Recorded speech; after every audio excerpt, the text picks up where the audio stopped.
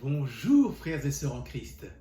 Dans l'évangile de ce deuxième dimanche du temps de l'Avent, il est question de baptême de conversion par Jean le Baptiste.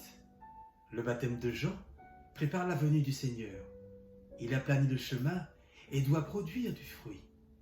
Les fruits de ce baptême de conversion sont des actions concrètes, telles que faire demi-tour, se retourner, se détourner de notre vie ancienne pour revenir vers Dieu.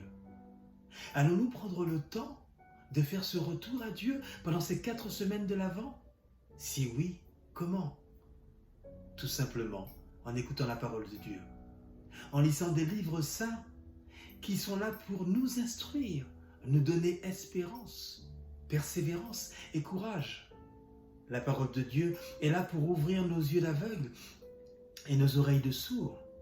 La liturgie de la parole à la messe ou le partage dans un groupe biblique peut nous permettre de l'étudier et de la comprendre davantage, car c'est la nourriture spirituelle de notre âme.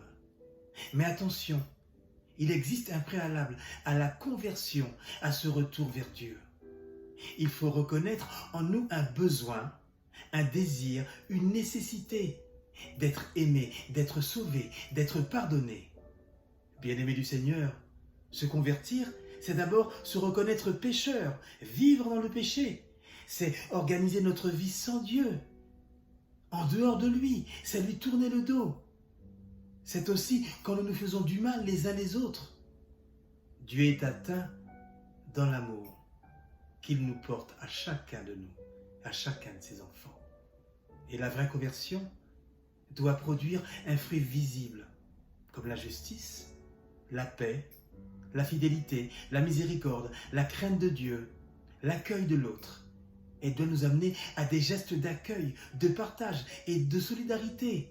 Il nous faut dans notre vie revenir à lui de tout notre cœur, nous rappelle Joël, chapitre 2, verset 12. Cet appel à la miséricorde peut aussi être pour chacun de nous. Accueillons la miséricorde de Dieu pour que nous devenions à notre tour des messagers de l'évangile du Christ, envoyés dans le monde. Ainsi, le racisme, la violence, le rejet de l'autre seront éradiqués. Et c'est cela, aplanir les routes, combler les ravins.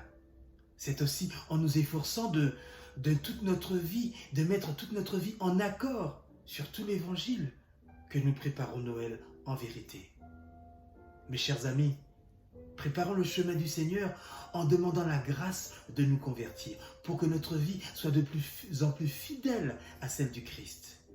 Amen et bon dimanche. C'était Raphaël de la Fraternité La Taste, Martinique, et le partage de la parole dominicale pour les personnes privées de liberté.